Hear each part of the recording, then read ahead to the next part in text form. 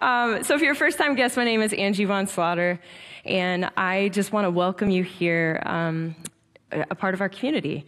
Whatever brings you here, whatever you're searching for, I hope that you, first and foremost, feel loved, accepted, you feel like you belong.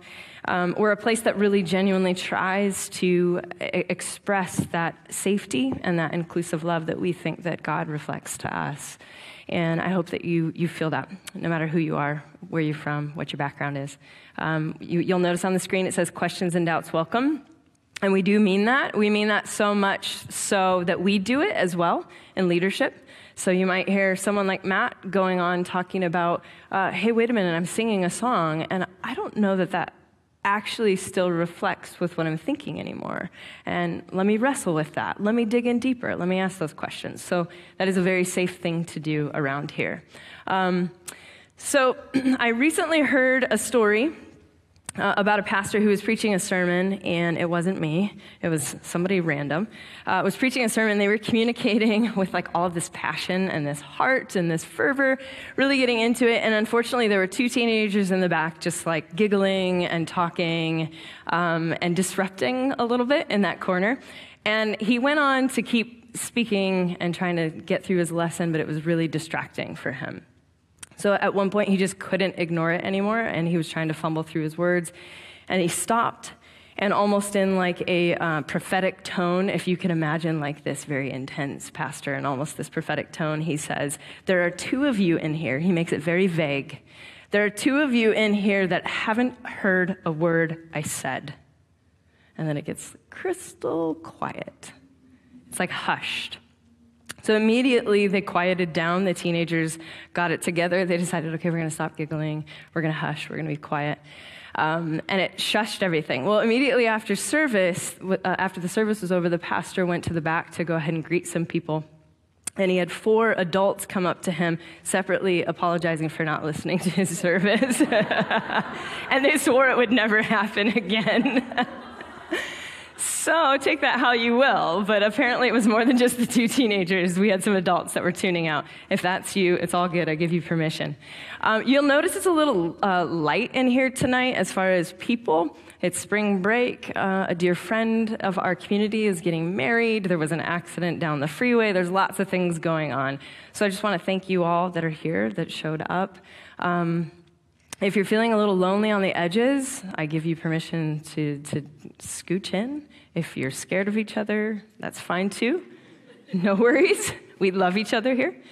So obviously you hear a theme that we're talking about with the kids and with this really pathetic dad joke I just told about listening. And we're starting a new series tonight called Listening for Lent. And tonight's message is called Out of the Chaos and Into the Silence. So how many of you, well, first of all, let's back it up. How many of you grew up practicing Lent? Handful of people. How many of you did not? How many of you have never heard of Lent? Excellent. This is good. So I hope you're comforted in seeing there's all kinds of reactions here tonight, which is why I never assume, and I describe what I'm talking about anyway, even if you're super familiar with it, so we can all get on the same page. So if you aren't familiar with Lent, it's the 40-day period before Easter in the Christian calendar. And it's a season that's marked with deep self-examination and self-reflection. It's a time for us to really prepare, examine, and take a look at our life, our spiritual life. And this represents the 40 days Jesus spent in the wilderness prior to his death and resurrection. So it's a mirroring, if you will. And the thing I find fascinating is this path that Jesus lives is more than something just to be worshiped from afar, but it's really like an invitation to join in. And really, if you want to look at it this way, it sort of invites us into our own personal death and resurrection, a dying off of certain things we need to let go of and resurrecting into newness. We've been talking a lot about newness this year. Apparently, it's a theme. It's a theme for our community. It's a theme for myself and so many people that I've talked to. You're going through changes, transitions, becoming something else. Lent is a great time to pause and reflect on that. Like, what are those things that we are becoming? What are those things that we need actually as we're moving forward to shed off and let die? So that's kind of this season. It's a season of tension because it's this time where we're caught in between this life and this death. So it's like this liminal space, time for reflection. So during this season, many will practice the enriching of their spiritual lives through either fasting, praying, or giving. And I wasn't raised with the spiritual practice of Lent, but I was definitely raised with the teachings of fasting, praying, and giving. As a matter of fact, I remember it being like a badge of honor, how long you could pray or fast, or flaunt how much you could give. It was sort of this badge of honor. I remember this kid, when I was a youth leader, who decided he was going to be crazy. I'll say stupid enough, because that's how it sounds in my opinion, to fast for 40 days to mirror what Jesus did. I shouldn't say it's stupid because there are spiritual teachers that have done this and done it well. But he decided, I'm going to go ahead and fast for 40 days from food, 40 days. And he decided there were certain parameters that he would give himself, and there were certain things that he could partake that would be permissible. So one of them was water, and the other was he would allow himself at certain points in the journey to have certain liquids, like really low sugar juices or teas, that kind of thing. So it didn't last long because at his second week, we saw him drinking straight out of a spaghetti jar, spaghetti sauce. And I was like, I'm pretty sure that's cheating. And we were giving him such a hard time because he's like, well, it's liquid. It's liquid form. And I was like, it's still spaghetti sauce. Like, I don't understand. So then we were teasing him, and we're like, why don't you just take like a Happy Meal and put it in a blender and blend it all up? Because that's kind of the same thing you're getting at. And then he promptly did that. Which, ew, disgusting, gross. I would never do that. But I thought it was really strange. We had such a real strange connection with fasting, and I've seen it done really well in people's lives, but I would say the lens I was given was really bizarre, as you can tell by the story.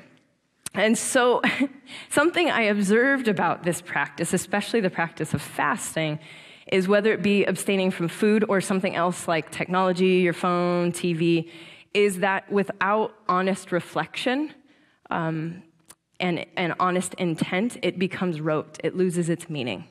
It just becomes something you do. Like, well, it's Lent time. I'm just going to give up this. So it got me thinking as we're in this Lent series, even though we're non-denominational, Christianity has deep roots in a lot of this tradition of Lent. And so I thought, well, as we're in this season, what can we give up? So instead of giving up things like chocolate or coffee, sugar, all of those other things, beer, that's great. If you're doing that, that's not a bad thing. Please continue doing your personal practice.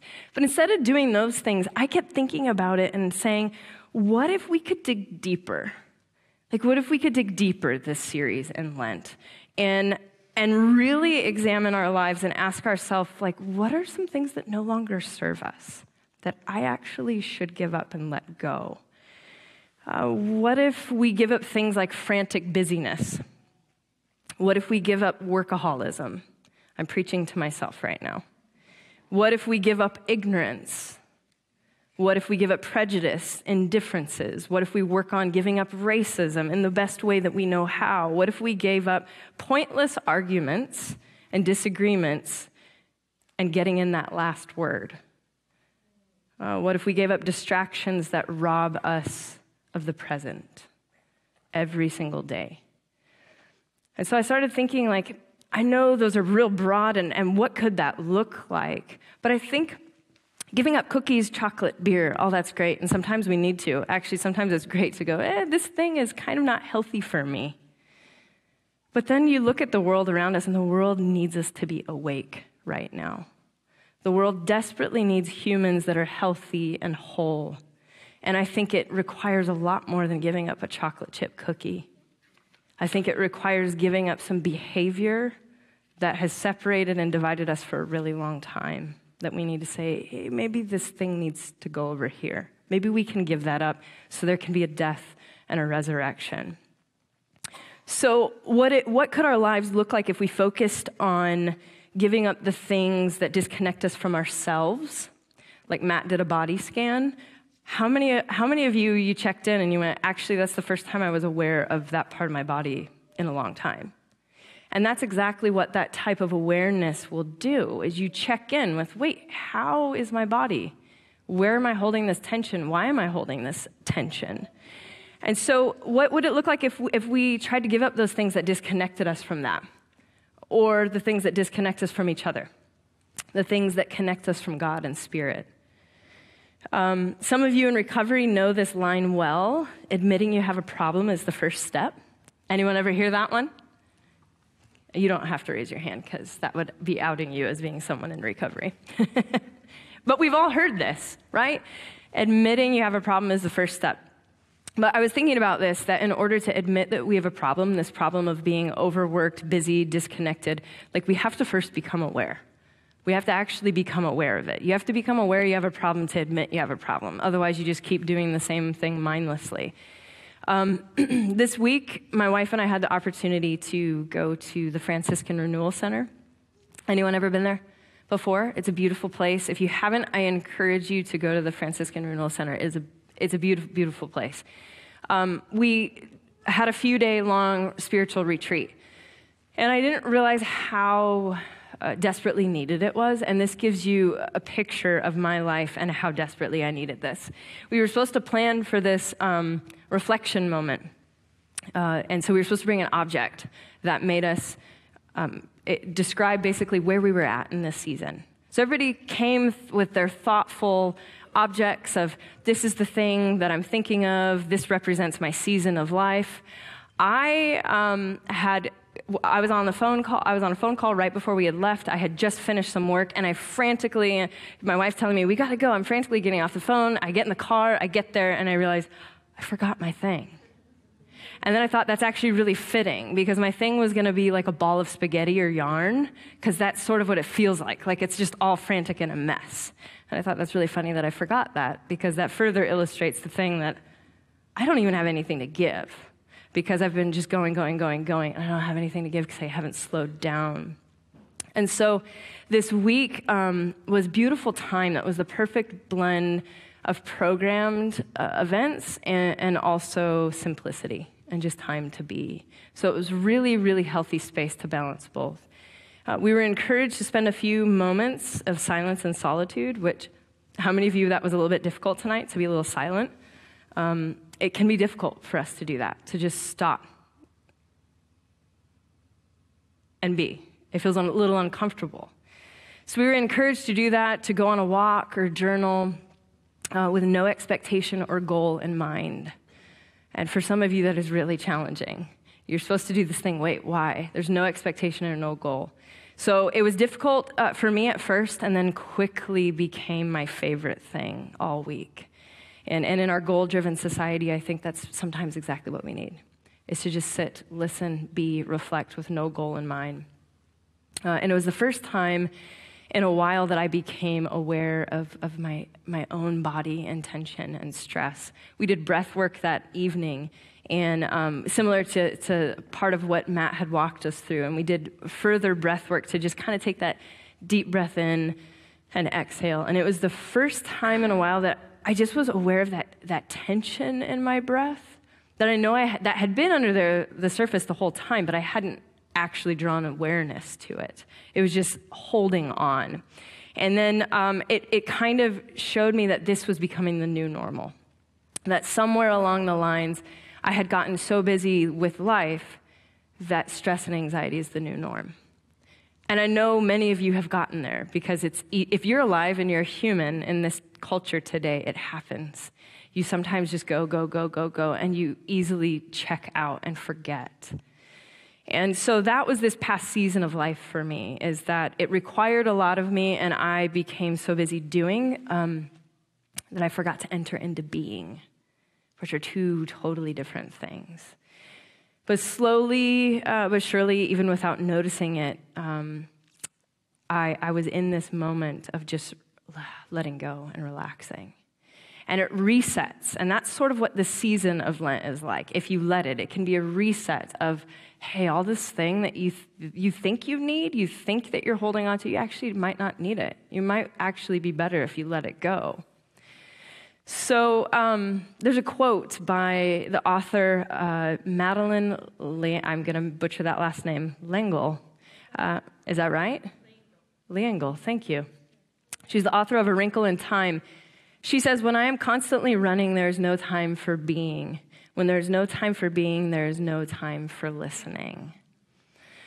This is what I want to focus on a little bit tonight, is that we're diving into this concept of listening, but you can't listen if you can't just be, because you're distracted. You're distracted by all the noise, you're distracted by a busy life, and it's hard to listen.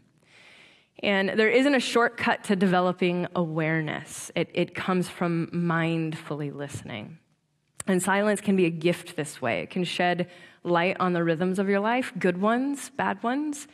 And in silence, we can learn to wake up, to stop ignoring, to stop numbing out, to stop talking, and instead embrace the quiet. And I've noticed wisdom is often found in the quiet. For me, wisdom is almost always found in the quiet.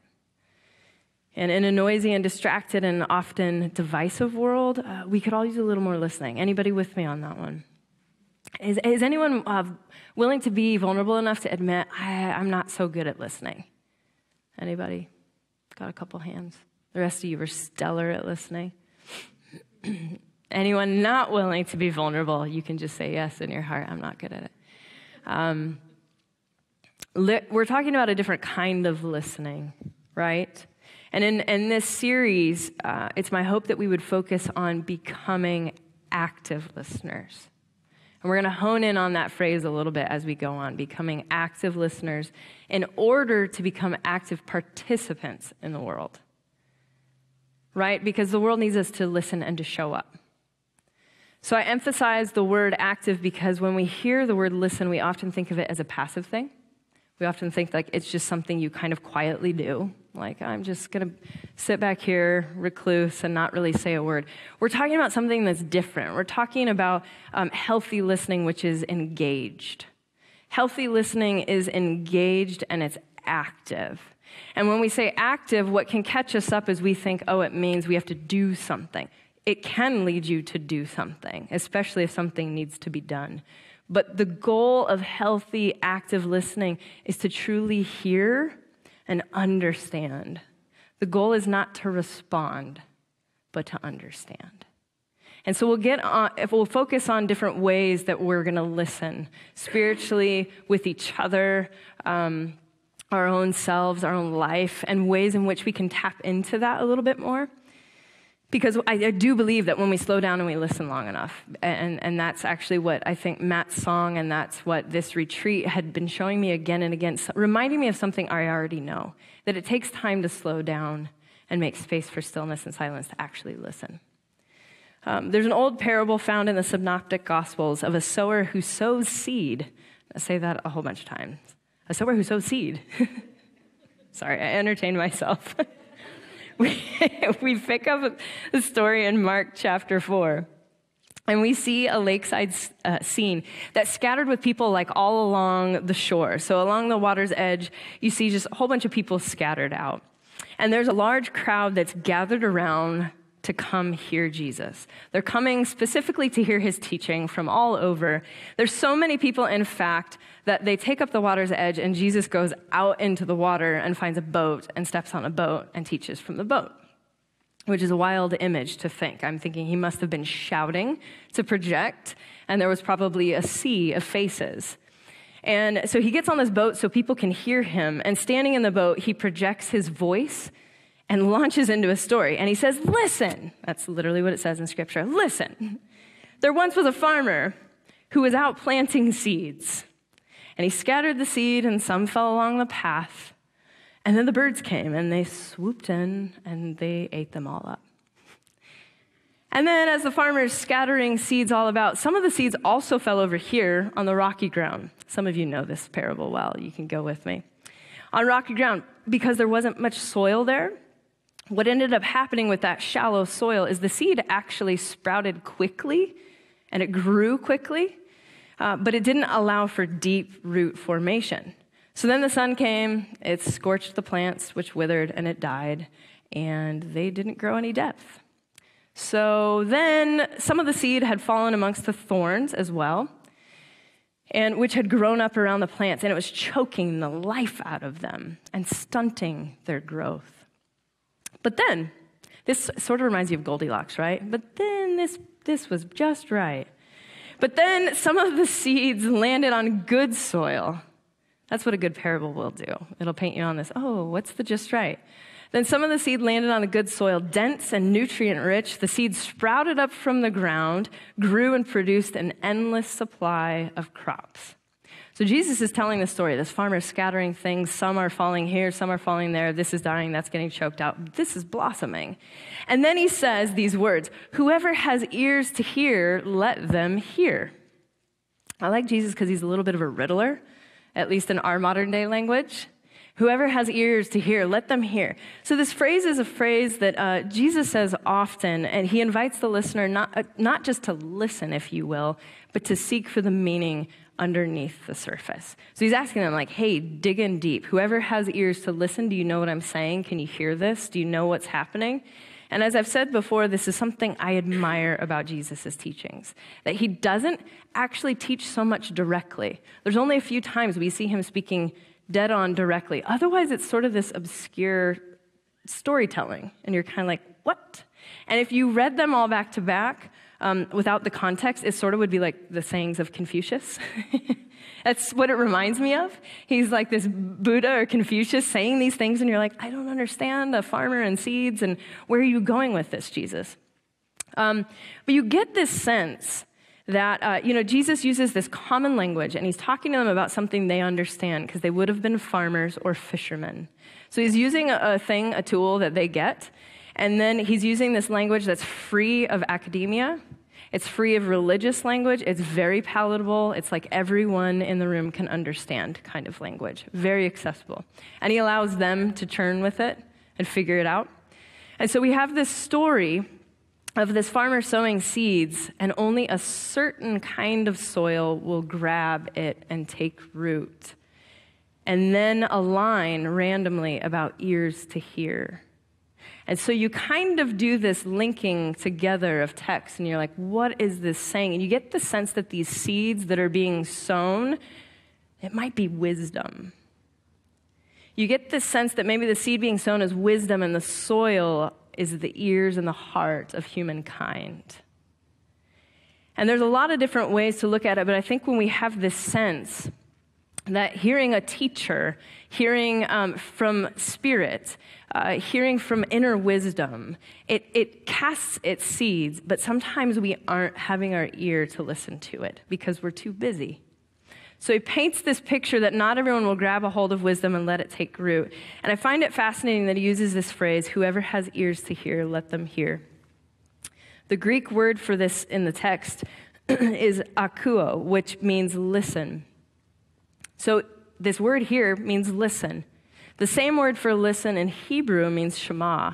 And we're going to go ahead and watch a video that's an animation that brings to life this word shema. And before you're like, I don't understand where you're going on this, Angie, this word is the word that I think could breathe life into this series, that what it means to actually listen. So we'll go ahead and watch that.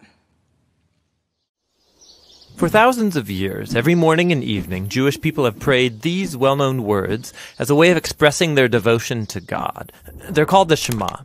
Hear, O Israel, the Lord is our God, the Lord is one. And as for you, you shall love the Lord your God with all of your heart, with all of your soul, and with all of your strength.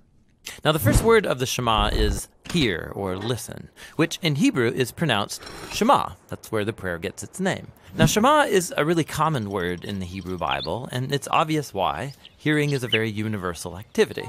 It's usually connected with the ear, as in Proverbs chapter 20, ears that shema and eyes that see, the Lord has made them both. Now, that seems basic enough, but if you look at the other ways that Hebrew authors can use the word Shema, they use it to mean more than just let sound waves enter your ear. In Hebrew, Shema can also mean pay attention to or focus on. and even more. It can also mean responding to what you hear. This is why so many of the cries for help in the book of Psalms begin with a call that God listen.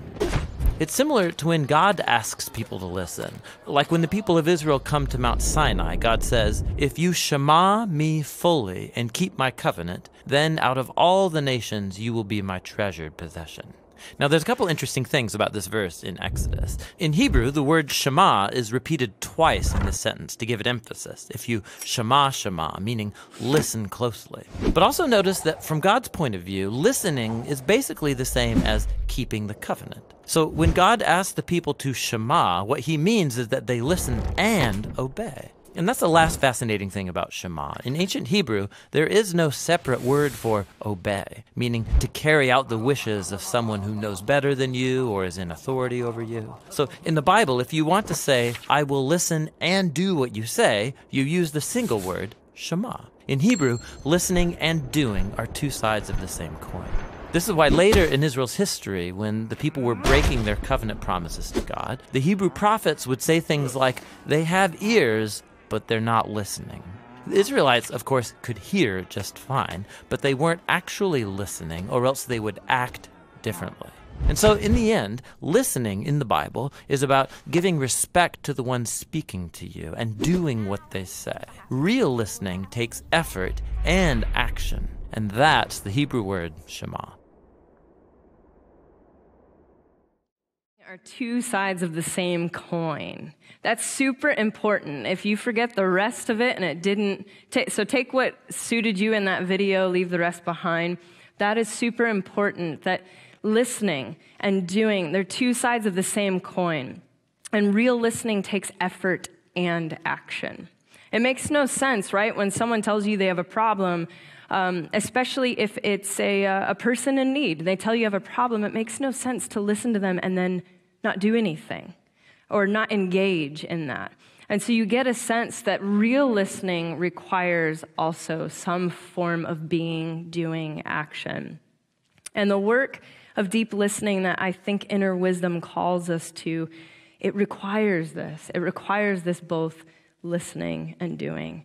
As I mentioned before, it's my hope that we would focus on becoming active listeners in order to become active participants in the world. Because I think that one thing we're trying to figure out here at One Church is how do we be more of the church and stop doing so much of the church? Does anyone know what I mean by that?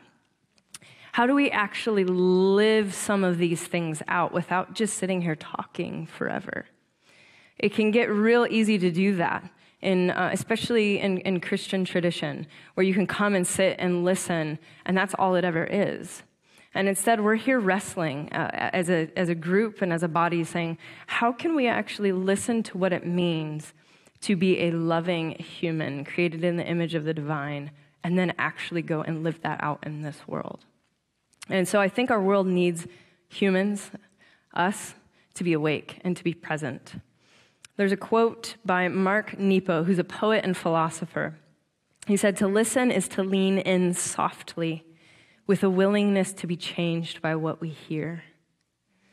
And that's sort of what we're getting at. Mark Nepo is really echoing the same or very similar words of Jesus, that true listening is this willingness to let a seed of wisdom be planted, take root, that we might be changed by what we hear. Now, we'll launch later on in the series on how that quote can actually even affect us when we're listening to other people's stories. When we listen to the marginalized, the oppressed, can we hear these things and be changed by what we hear? And there's going to, and even in our own life, when we're doing this scan of our body, can we hear that and know, my body's telling me something? Can I be willing to be changed by what I'm hearing? So I want to ask a couple questions before we wrap up for the evening. And you can feel free to interject and add whatever you like. It's a quiet crowd tonight, so I'm not expecting you all to shout at me. But you can if you want to. So I want to ask, how would our lives change if we approached every experience with the intention of listening first? How would our lives change if we approached every experience with the intention of listening first?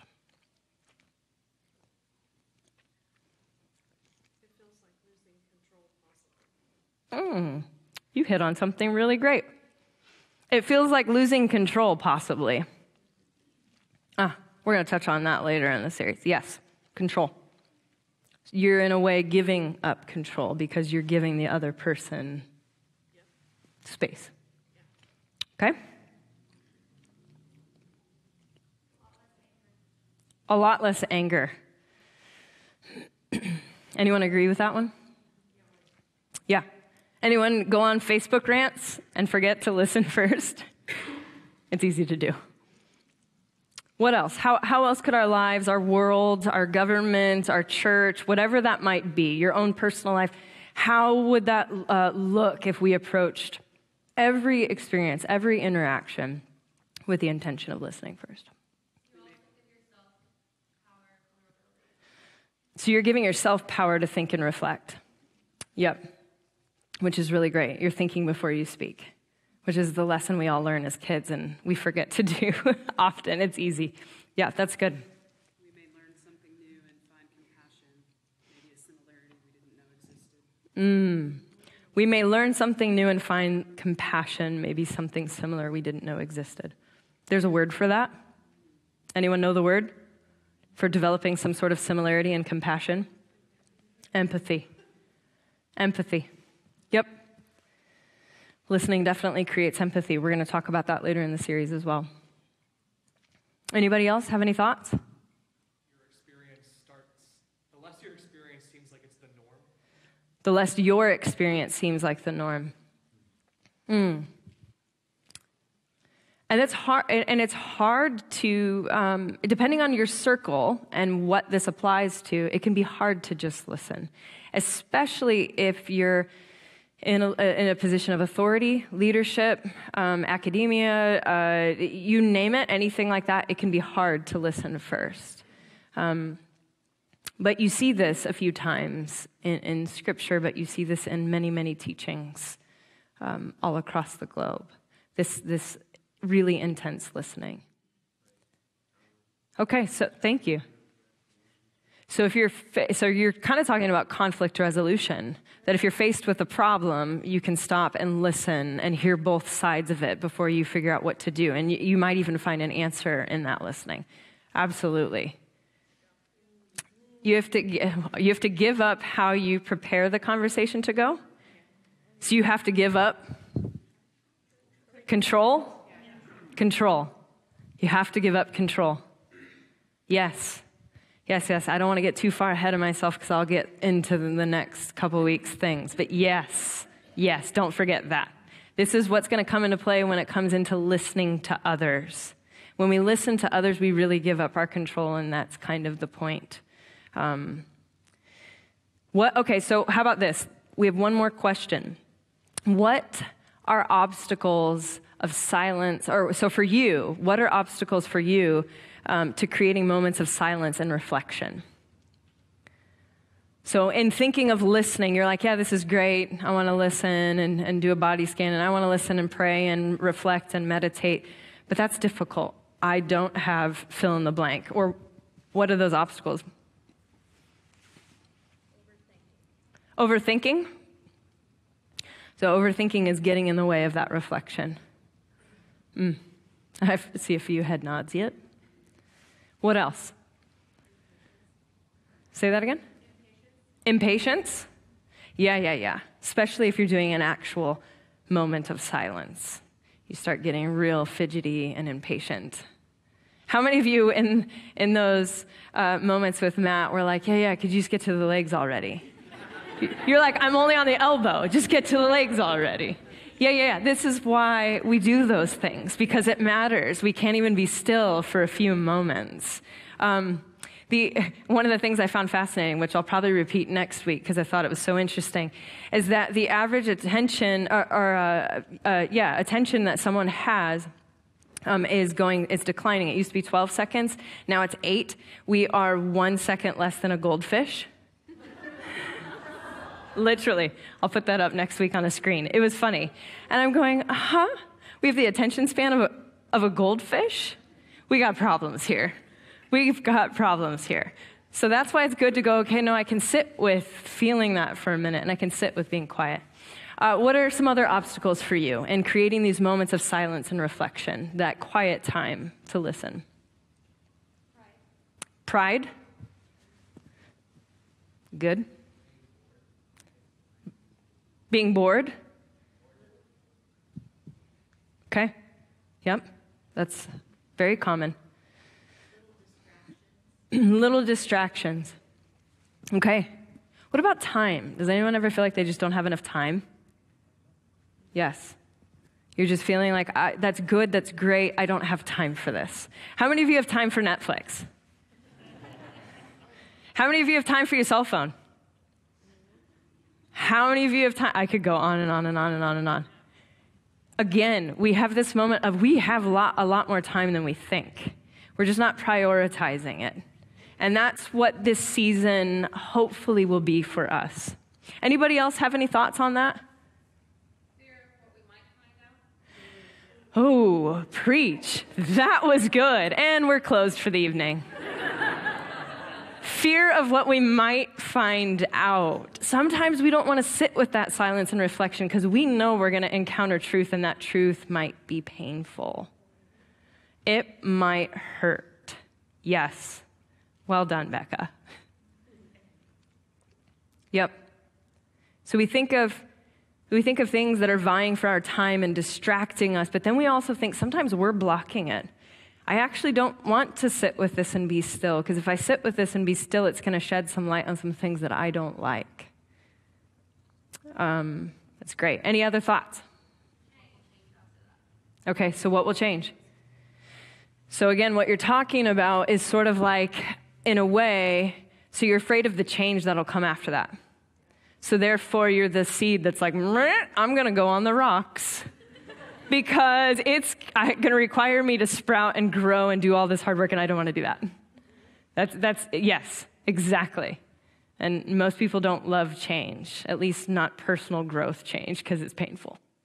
Any other thoughts? Feelings of restlessness. Yep.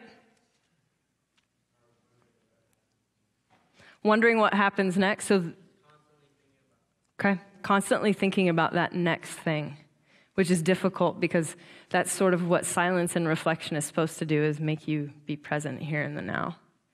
Okay, so we'll go ahead and wrap up this evening, but I want to leave you with this. For the next 40 days, and technically Lent started on Wednesday, but let's just go ahead and say 40 days because it's an easy rounded number. And if it ends past the Lenten season, that's okay. For the next 40 days, I want to challenge us all, myself included, to participate in deep listening, deep and active listening. And over the next few weeks, we'll map out what that could look like. We'll offer certain tools. We'll go deeper into this dialogue. But I'd like to suggest, and clearly it's difficult for us all, I'd like to suggest, if you're up for it, making daily, this is going to be challenging, making time daily for quiet reflection. I don't care if it's 5 minutes. I don't care if it's a minute. A minute is more than you have maybe given yourself now. So making time daily for quiet reflection. And if you're up for it and you're the journaling kind, to also journal. Because you'll start to notice as you're reflecting, you become aware. You become aware of, if you're thinking of your body or your spirit, or you're listening and reflecting on your connection with God or with others, you'll start to become aware and awake. And once you do that, you start to have thoughts, visions, ideas, feelings. Jot them down. Jot them down because it'll help you pay attention and it'll help paint a bigger picture. Once you can kind of look back and get a bigger picture of, I'm seeing these things, and I'm seeing these things a little bit more clearly. So during this season of Lent, I want to invite you into that to start. And we'll do a little bit of practicing together. We'll offer some more tools, but at least just start with this. And if you must give up your cookies and you must give up your beer and your chocolate and your coffee, you can do that too. Matter of fact, if you want to, we could even do a fundraiser with it. The Starbucks you were going to buy, let's go ahead and raise some money. But that's another thought for another day. So I want to leave you with that reflection. And during the season of Lent, maybe listen more softly to that inner voice that often gets shrouded out by everything under the sun. Maybe pay attention to our bodies, to our minds, to our spirits, to our breath, and to our words. May we pay attention to those things and listen to those things and to the words of others. May we provide space for the divine to speak to us in moments of silence and in solitude. That means you got to get away sometimes by yourself. And may we engage deeply with others around so that we may show love and empathy. That's what we want to do more than anything, is have this deep, deep connection.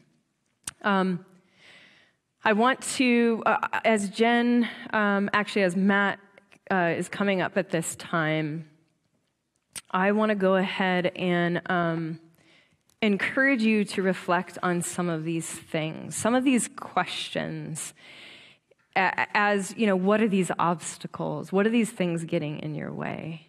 And you start to notice the things, and they're obvious, and then drawing an awareness to maybe why are you scared of stepping into that silence and that stillness?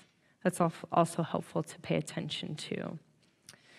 So may this season be a season of being present.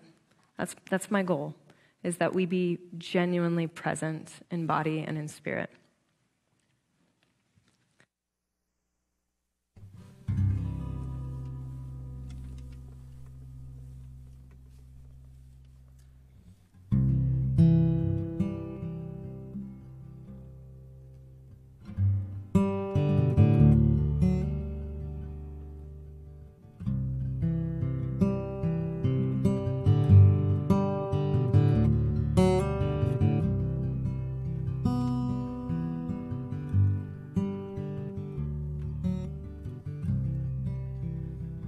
I'm waiting for a day,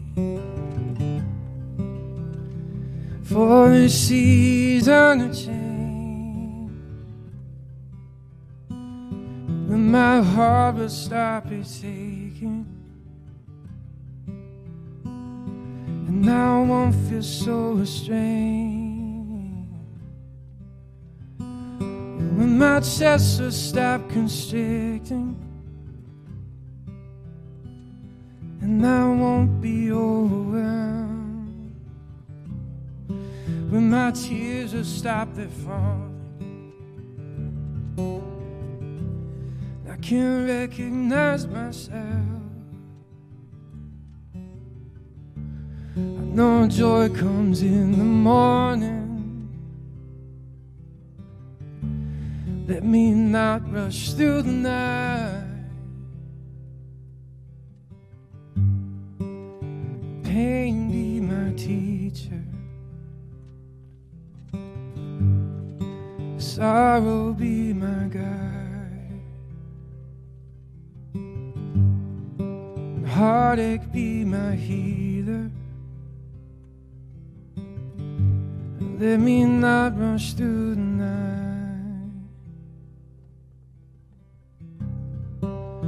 And I'm still here waiting for this winter time to end, for my bones to stop their trembling, for my body to unbend, for my gut will stop its churning, and I won't be so on edge, when my mind will stop its twisting. Stories in my head, I know joy comes in the morning. Let me not rush through the night. Pain be my teacher, sorrow be my guide, heartache be my healer. Let me not rush through the night, and trouble be my rescue, and grief my guiding light, loneliness be my companion. Let me not rush through the night. And there is a treasure buried beneath my feet, hidden in this moment between the universe and me. Pain be my teacher, sorrow be my guide, and heartache be my healer. Let me not rush through the night.